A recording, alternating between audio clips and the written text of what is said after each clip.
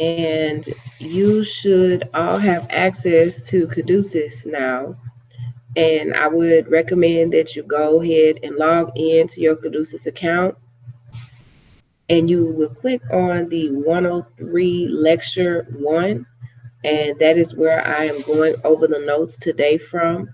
I've also posted a better link for you to see the CMS 1500 form, which is what we're going to go over today. Now, the CMS 1500 form, that is what you use to file claims with billing and coding. Now, this is where we start getting into the nuts and bolts of what this class is. The first 2 units were basics, terminology, how an office works, things of that nature. So today, again, we're going to go over CMS 1500. I've attached a form for you to be able to follow along with me. If you have any questions on Schoology, I posted a link to Padlet. Because this is a live session, you will not be able to chat with me or ask any questions. But if you post questions in the parking lot, I can see them on the Promethean board and answer them as we go along.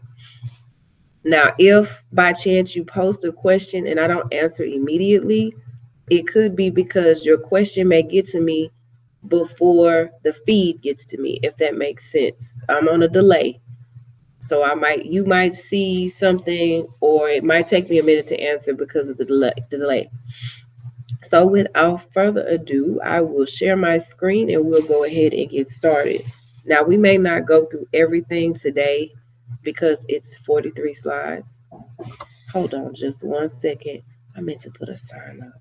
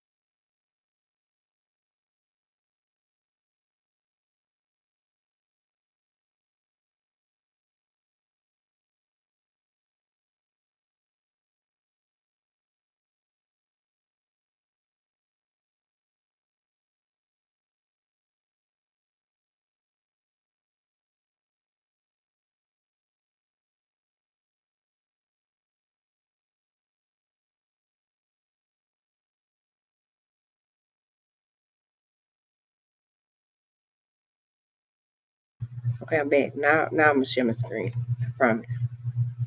Share my screen. There we go. Want this one.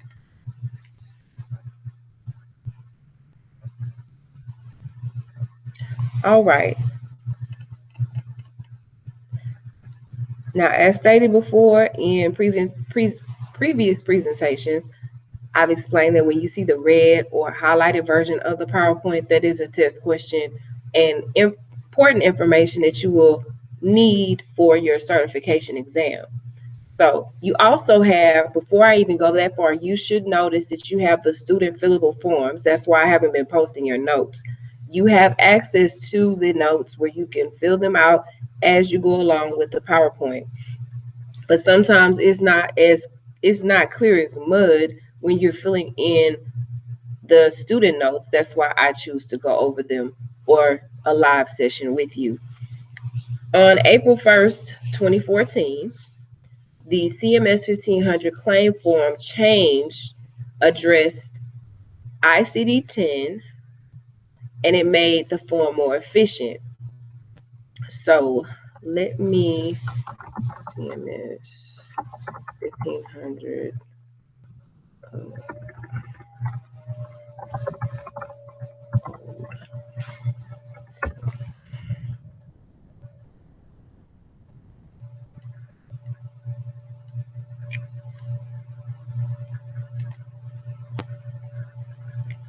Because in order for this to make sense, you have to know what it looks like. UBL4.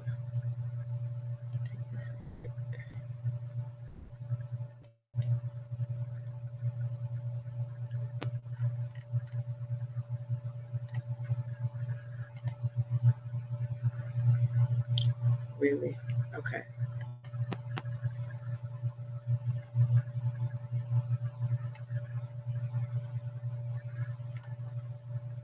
That's a new one. I don't want a new one. I want an old one.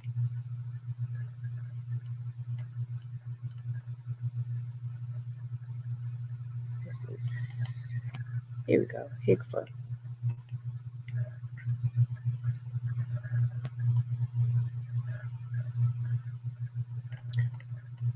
So, in order for you to understand what the notes are referring to in regards to how it used to be, the old form used to only have 4 slots for a diagnosis code, which is block 21. At the bottom, you'll see that it says 0805. If you come across a form that says that is incorrect, it's wrong, and we no longer use that anymore.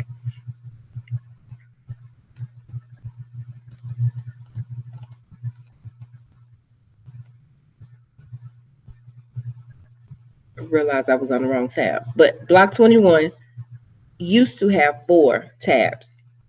Now it has a whole lot of tabs. And this form is what I put on your Schoology page. So you can get a better view of it up close. There is a copy in your notes, but sometimes it doesn't come out as clear as it should. Now, on the 0 to 12 form, you have A through L. That's how many diagnoses you can add up to a patient now. It is more efficient because you are not just limited to 4 things that's wrong with the patient, because sometimes they may have A through L, or they may have A through G that you have to put on the form, and it also allows the person or the individual who's treating them to get paid efficiently as well.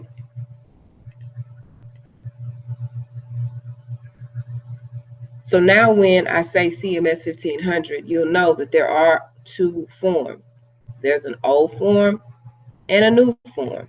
We do not want the old form, which is the 0805. We want 212.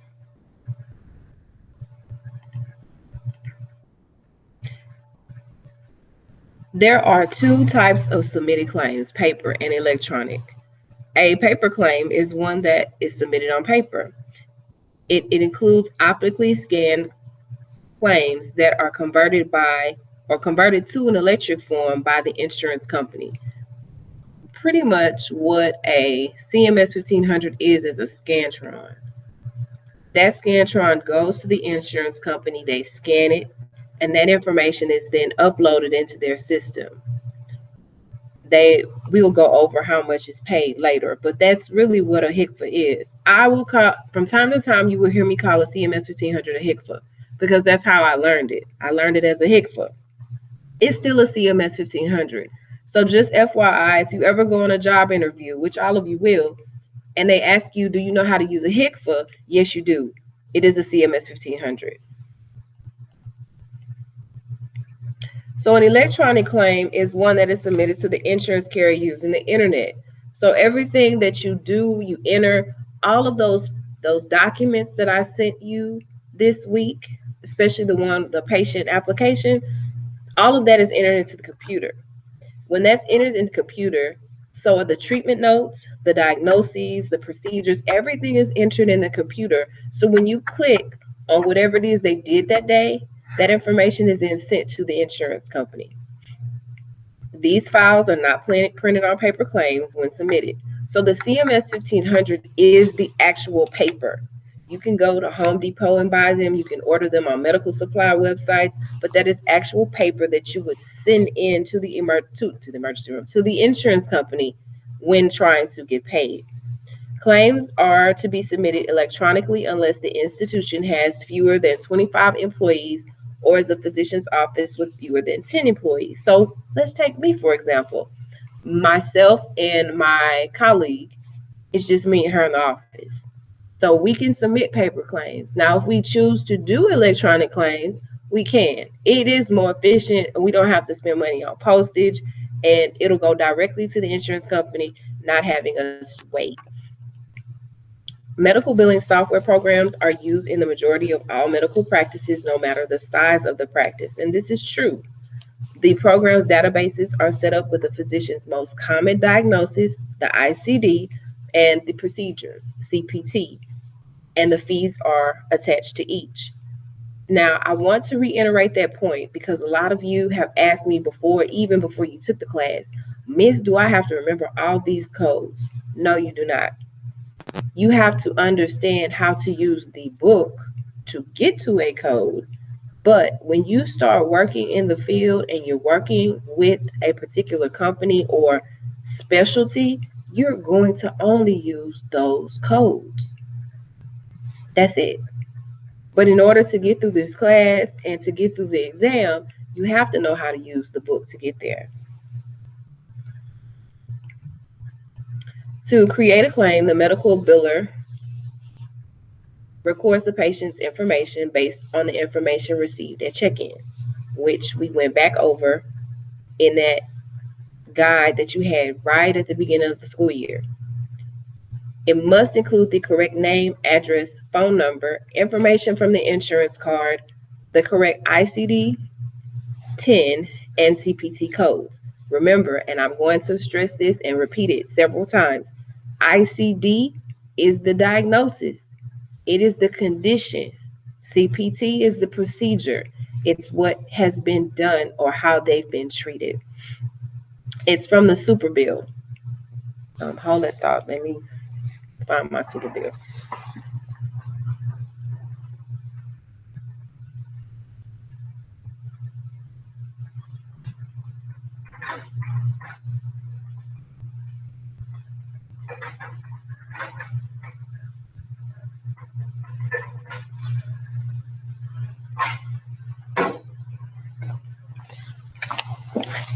Now, if you are not in an office that is fully electronic, if you are not in an office that's fully electronic and you still use paper, then you come across things that look like this. I know this is not the best view, and I would love it if you were in class.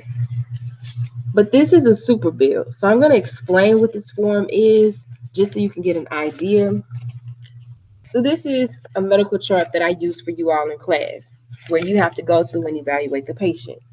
Well, on the outside is the super bill. So when the patient comes in, we slap this on top. And it has all of the procedure codes and the prices that we do. After something is done or performed on a patient, you simply circle what it is, and this form comes back to you as the coding specialist. This form comes back to you. So on this form, I'll just read it to you.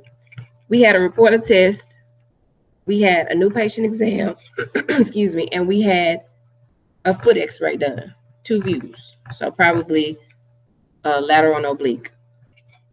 Oh, we did some hot and cold packs. So you circle what's on the people that are treating the patient will circle what's on the super bill, give it to you, but these codes have to be correct for you to be able to do your job and get paid. So if the communication breakdown does not work on this paper, the clinic won't get paid, so that means you don't get paid. But a super bill is simply a list of procedures with the prices and it's what happens on that day. And it comes back to you and you get it entered. I will upload a copy for you so you can see what a super bill actually looks like. This is one that we use in my previous office. but it's the same. Again, this is only if you work in a facility that is not all electronic. Unfortunately, where I used to work, we are not all electronic. We still use paper, we still use folders, and it drives me absolutely, or drove me absolutely insane. So let me go back and share this screen here. Okay. Now, at this point, you may want to look at your CMS 1500 because I'm going to toggle back and forth between the PowerPoint and the CMS 1500 just so I can show you the areas that I'm talking about. So the upper section of the form, numbers 1 through 13, lists the demographic information about the patient and their insurance coverage.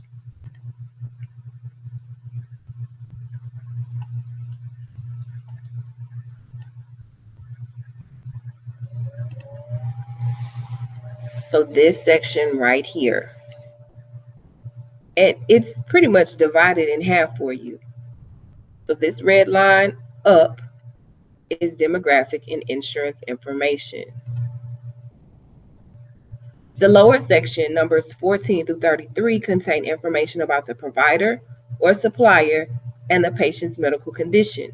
The lower section lists the diagnosis, the procedure, and the charges for that day's service. So we're going to scroll down and I'll go over this section here. So starting at 14, we're going to talk about the current illness, and generally that is the date they're in the office. 15, we usually leave blank. Don't have to worry about that. 16 is for a workers' comp situation, which we will touch on further. 17 is the name of the referring provider, which is the person that's treating them. You remember what an MPI stands for? Well, that number, sorry about that. That number goes in 17B. 18 is if they're hospitalized. So most of the time you won't have to worry about that because we don't do hospital coding. 19, leave blank. 20 is if a lab has performed any draws. So if you had any blood work done on a patient or a urinalysis, you're either going to check yes or no. Now 21, as I stated at the beginning, this is where you put your diagnosis codes. The diagnosis codes have to go in order of the patient's complaint. So to most severe to least severe. And also pay attention when you are putting in your diagnosis codes that you go across, not down, because they have to be in order. So A, B, C, D to the right, down to the next line if you have to keep going. But do not go all the way down. It's going to throw your claim off and it will be rejected. 23, we don't have to worry about. 24 is for Medicare. 23 is for Medicare. 24 is where we put the dates of service in. B is the place of service. Unfortunately, because I do not have books to give you, this is found in the front cover of your CPT manual. D are the procedures, so those are going to be those codes that were on the super bill. A modifier we will talk about later. On 21, you have your diagnosis. Well, on 24E, you have a diagnosis pointer. Whatever procedure was done to treat the condition or diagnosis, it has to point to it. So we're going to say here that we had, I don't know,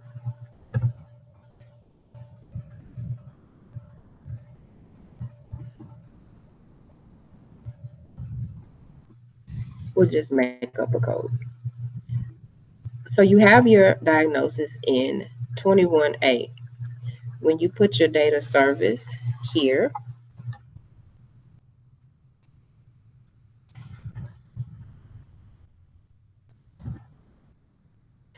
going to be the same date. So both sections, both dates, so from to is the same date for each line and for each procedure. Place of service, we're going to say it's a doctor's office. And procedure, we'll say 978. And we'll do a 97140. 97140, which includes them. I'm going to do that. So on today, the patient came in to the doctor's office. They received a 97140, which is manual therapy. And then we have to put the diagnosis pointer.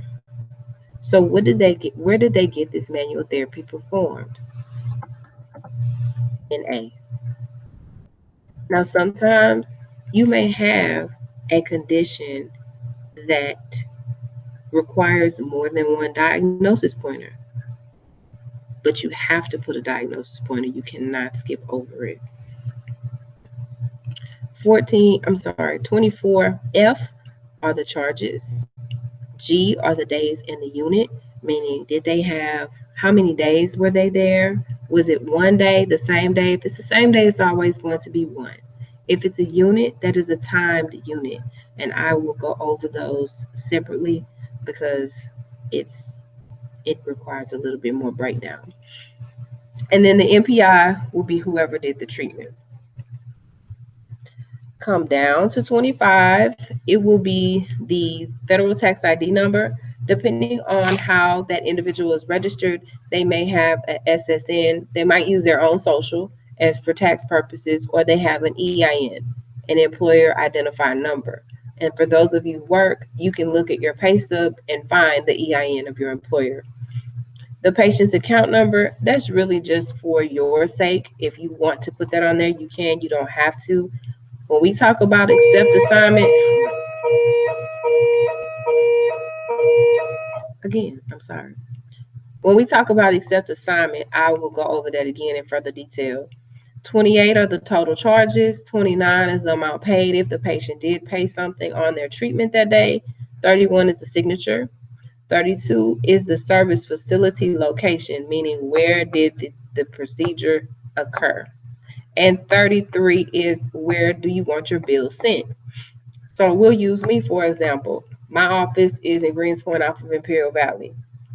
Well, I don't want my money to go to Imperial Valley. I want it to go to my P.O. box.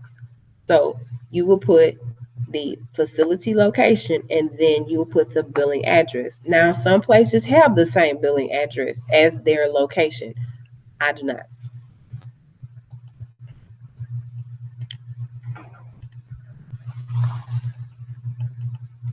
All right, so that's that. Let's go through this. Optical scanning guidelines. The CMS 1500 paper claims were designed to accommodate optical scanning of paper claims. As I said, it's simply a Scantron. This process uses a device, i.e. scanner, to convert printed or handwritten characters into text that can be viewed by an optical character reader. Please highlight or underline that because it will show up again. Now, I do want to make caution of what this PowerPoint is saying. A HICFA cannot be handwritten, so I don't know why it's in the PowerPoint. Just do not write that or scratch it out. It must be typed. It must be typed. But an optical character reader is a device used for optical character recognition. Entering data into the computer using this technology greatly increases productivity associated with claims processing better because the need to enter manually will, the need for you to put it in the computer is eliminated. But that's not true either, so don't listen to it. So here we go. This is why I call it a HICFA. The OCR guidelines were established when the HICFA 1500, now called the CMS 1500 form, was developed and are now used by all payers that process claims using the official CMS 1500 claim. All data must be entered on the claim within the borders of the data fields. X must be contained completely within the boxes, and no letters or numbers should be printed on the vertical, solid, or dotted lines. So on your form, as you can see where I put the date here, you can see that it's not on a solid line and it's not on the dotted line. Up at the top, when you're entering in or placing an X anywhere here, you just simply click on it. Especially if you're using a fillable PDF, it'll usually do it for you. And if you're using a billing software, there will be a template on your computer that shows you where it will line up on the HCFA, and you will just submit it electronically.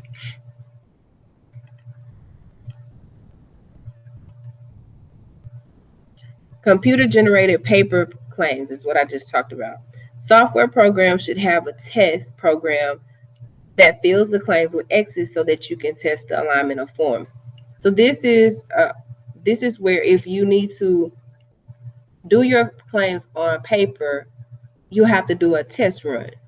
And usually the programs will give you, it's a command in your program that will allow you to test where the X's should fall. So you'll print the blank sheet of paper with the X's and then line it up on the claim. You'll just put it on top to see if it's aligned. And if it's not, then you'll just have to go back and reset your margins. Because if it's not in alignment, that is another quick way for your claims to be denied. If it's not in the box, if it's not on the line, some insurance companies are sticklers about it and will send it back. Blue Cross Blue Shields is one of them. Okay, now some of this may seem really basic, but because insurance companies are very picky and very meticulous in how they want their claims reviewed and processed, I have to go over this information. So entering the patient's and insured names. You want to enter the full last name and the full first name and middle initial. If the patient uses a last name suffix such as junior or senior, you want to enter it after the last name and before the first name. Titles such as sister, captain, doctor, and professional suffixes such as PhD, MD, and Esquire should not be included with the name because it's not a legal name. It is their profession. Use commas to separate the last name, first name, and middle initial. A hyphen can be used for hyphenated names. Do not use periods within the name. That is a test question. When entering the provider's name, so this is how it's flipped. Everything that you can't do on a patient's name, you could do on a doctor's name or a nurse practitioner's name or whoever the provider may be. When entering the name of the provider on the CMS 1500, you enter the first name, middle initial if it's known, the last name, and their credentials, but do not put any punctuation. As you can see in the example, Mary Smith, MD, is what you would put in block 14. I believe I said it right. No, 17. Block 17.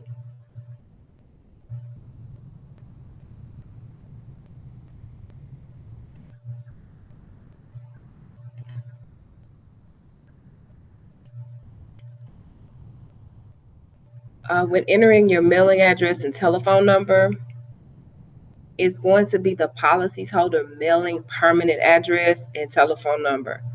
If they have a different name or address, if they have a different address on their ID, Texas ID, then you need to ask what is the difference, because you can compare from their driver's license to their patient application, which address am I using. Make sure that you confirm that. Enter the city state on line 2. Enter the 5 or 9-digit zip code and telephone number on line 3, and do not use any punctuation.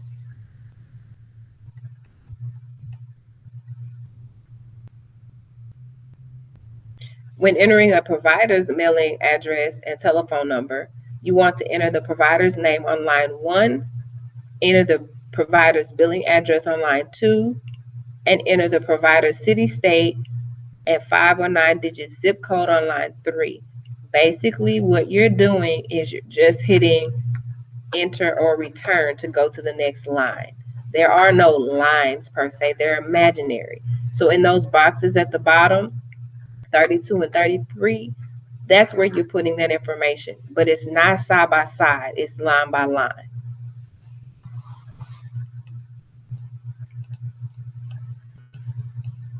All right, recovery of funds from responsible payers.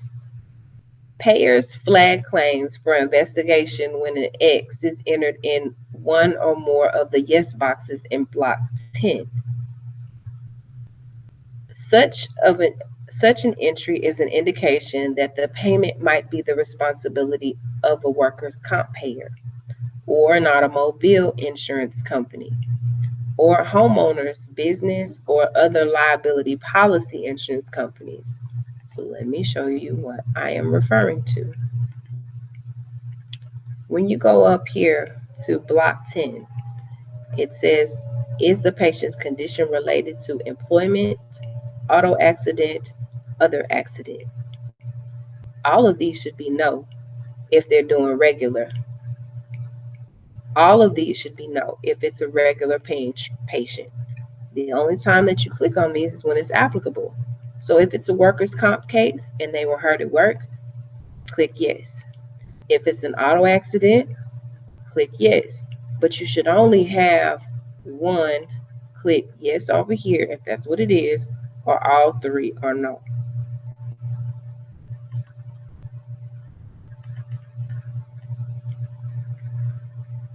Some payers reimburse the claim and outsource to a vendor that specializes in back-end recovery. The pursuit of funds from the appropriate payer. Other payers deny payment until the provider submits documentation to support the reimbursement.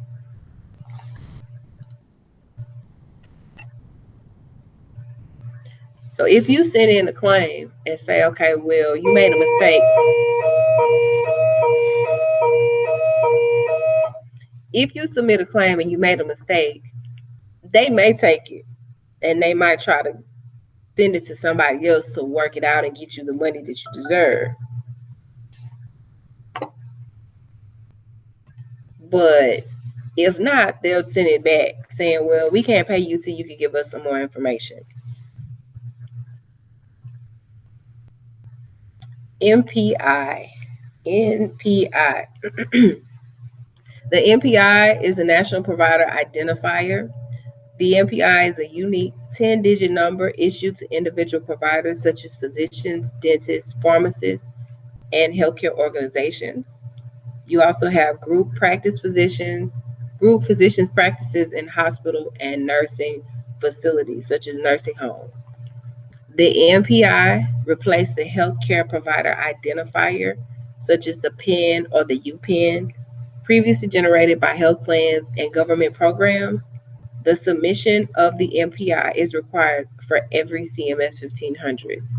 I have an MPI, but everybody has to have an MPI. And if you're planning on going on to be a practitioner of some sort, you will have to have an MPI as well. Excuse this speaker because I know it's about to come on again. Good morning. I get the direction at this time. Everybody, please release the scholars to attend B lunch. Release the scholars to attend B lunch at this time. Thank you.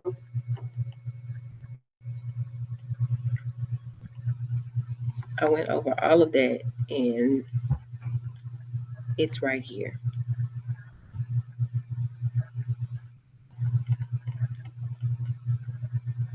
Practices that bill incident to. This is when a non-physician practitioner, such as an NPP, considered to be a nurse practitioner or a physician's assistant. So a NPP is a non-physician practitioner. You also have another acronym that means NPP, which is Notice of Privacy Practices. So make sure if on an exam you are paying to the context of the sentence, because it can come back to haunt you if you do not know the difference between a non-physician practitioner or a Notice of Privacy Practices. In a group, these individuals, they have to build different. They have to say incident 2 because they are under a physician. In the situation, the following entries are made on a CMS 1500. This is very important. Make sure you star it, highlight it, test question it. It's very important. On the CMS 1500, in block 17 on the far right side, you must complete using the following. If it is a referring provider, meaning this patient was sent to somewhere to get something done, it is a DN, or it's designated as DN. If the doctor ordered something, such as an MRI, it is DK.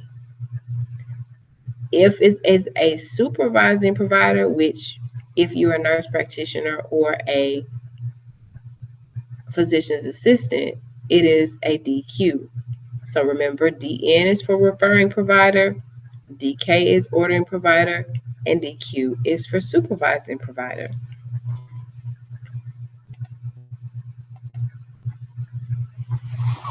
So on block 17 right here is where you would put DN, Mary.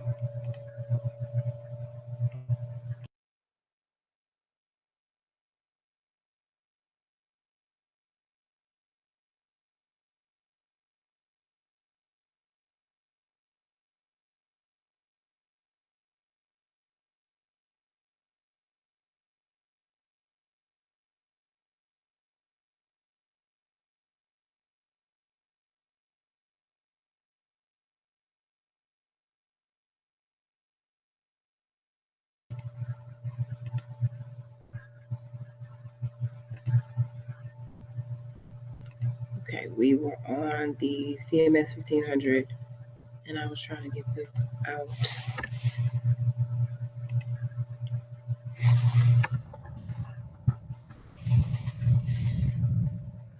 So this is what it would look like.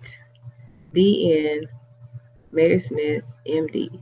Now, I know you're probably thinking, well, Miss, what happens if we don't have either one of those? Then you leave the block in front of 17 blank.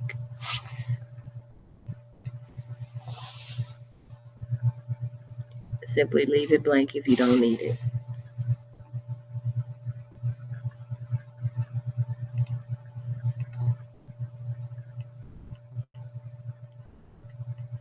Okay, now this is always a difficult concept to get, and I just want you to really pay attention. If you have questions about this concept, make sure that you reach out to me or ask questions, something, because this will come up on an exam in my class. This will also come up on an exam, your certification exam. So you need to know the difference between assignment of benefit versus accept assignment. So, as I've already stated, it is an area of confusion. When the patient signs block 13 of the CMS 1500, this is instructing the payer to directly reimburse or pay the provider directly. This is called an assignment of benefits because the patient owns the policy. So the insurance company really doesn't have to pay you because they own the policy, the patient. But because this is in place, this documentation, the payment will go directly to the physician or the facility where they were treated. If there is no documentation of this, or if there's not a informed consent form regarding assignment of benefit, the payment goes to the patient. Now, this typically doesn't happen a lot with medical doctors or regular treating patients. I would say this happens usually with personal injury. So people that get in car wrecks, slip and falls, if they have a policy, the insurance companies really will give the treating facility a very hard time if they do not have an assignment of benefits. Not a hard time, they'll just pay the patient. And then you wonder why the patient stopped coming to treatment. Well, they just got a $2,500 check. So don't let that happen. We have an assignment of benefits form that explains all of this in layman's terms. You sign here, we treat you, your money comes here. That's what assignment of benefits is. The patient signs to say your money goes to the doctor, to the facility. Okay? If the doctor does not sign block 13, the payer sends the reimbursement to the patient, which I've explained. And at that point, if the insurance company has reimbursed the payment to the patient is then responsible for paying you. And 9 times out of 10, you are not getting that money back.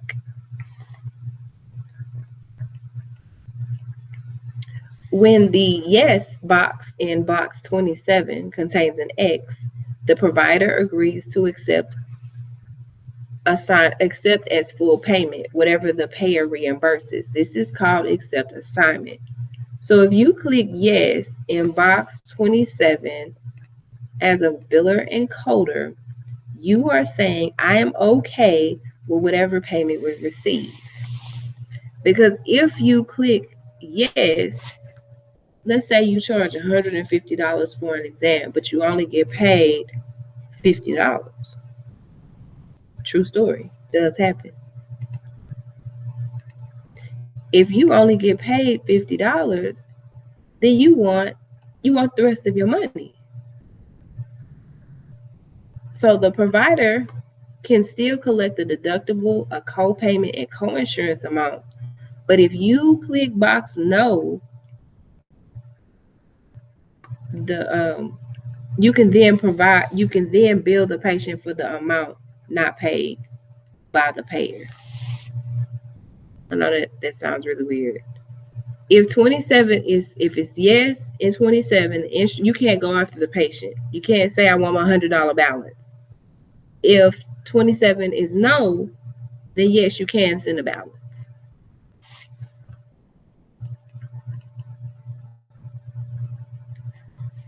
Okay. Reporting diagnosis ICD-10 codes. In block 21, I went over this with you at the beginning, but this is where your diagnosis codes are entered.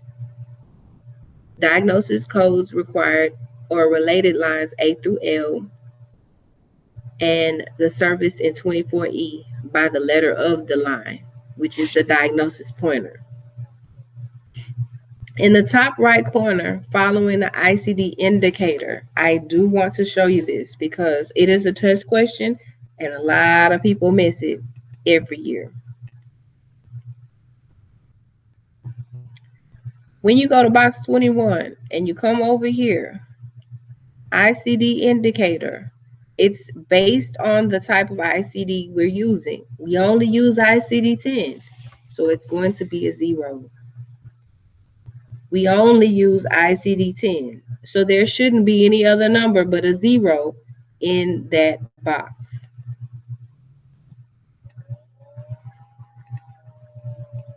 And as it states here, place a 0 for the ICD-10 codes. Use the highest level of specificity. Do not provide narrative descriptions in this field. Enter the diagnosis in the same order on all pages of claims with multiple lines. So multiple lines means that they've exceeded the 6 lines that allow for the procedures that were performed, and you have to make a brand new claim and add the additional lines to it.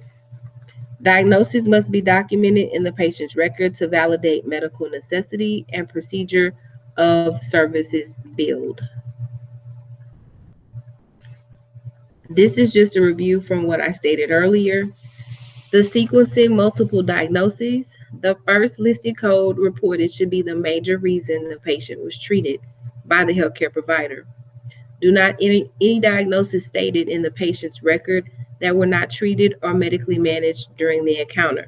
That does not mean that you can't write it down, because good documentation is always a good practice, but you do not charge for what you did not treat. Be sure to code the numbers are placed within the designated field on the claim. Include the decimal point needed to separate the digits. Is pre-printed on the form. Enter a space and do not enter any decimals afterwards. So on your CMS 1500 form, the example that I did earlier was 9870.xxa. So those are the only periods that you can have, and that's to designate or identify the code as it is. Do not add any additional punctuation.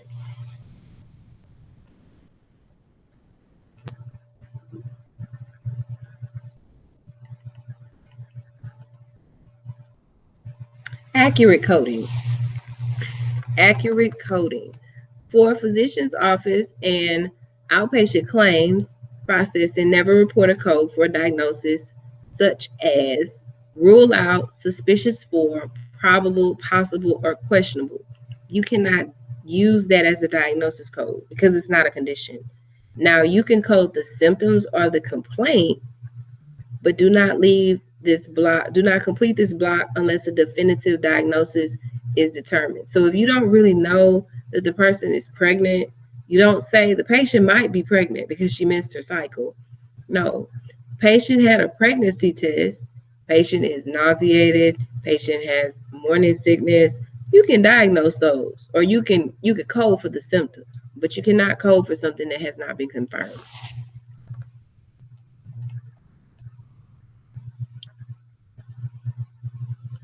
Be sure all diagnosis codes are reported to the highest degree of specificity known at the time of treatment.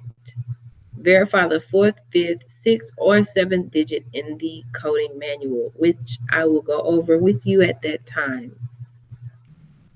If the computerized billing system displays a default diagnosis code,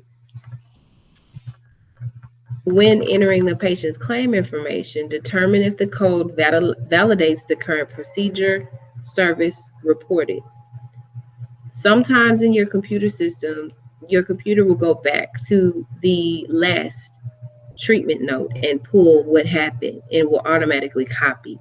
You do not want to do that because it can get you in a lot of trouble with your insurance company, and it's just generally a bad habit to do, because then that means you're on autopilot, you're not paying attention, and you feel, oh, that's what she's here for, and it may not be. So don't make those assumptions, and do not create those lazy habits for yourself either. Reporting procedures and services. So block 24A, I went over how to show you, or I showed you how to do the dates of service when the claim was formed, and no allowance was made for the year 2000 or beyond, and the need for a 4-digit year. Therefore, an 8-digit date is to be entered without spaces. So up here needs to be, when it's an automatically filled form, it generally adds to it, but when you're doing on our computer, it will not add it.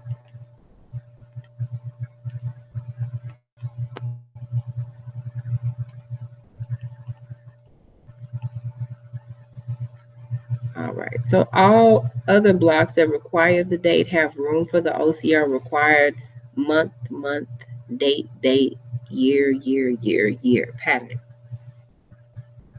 Place of service, it is highlighted. Make sure you remember it. Place of service is POS, not point of sales. Pay attention to your abbreviations and the content and context in which it's asked.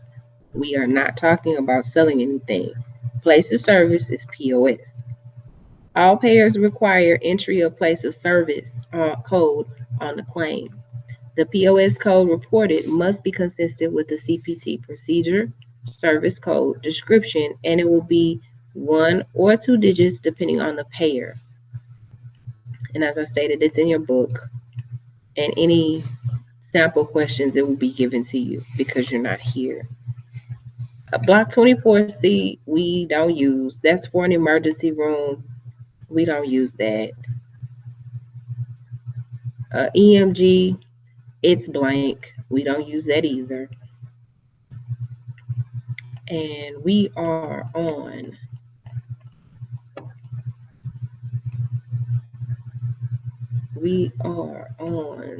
slide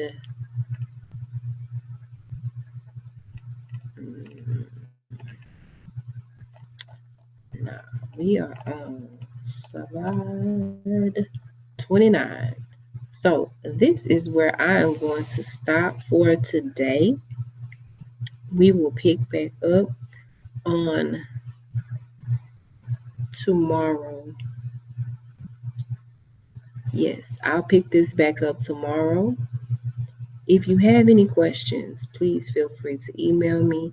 Your fillable notes are due by the end of, they're due tomorrow. But don't fall behind, because some of you I see next week. So y'all be blessed. Have a great day.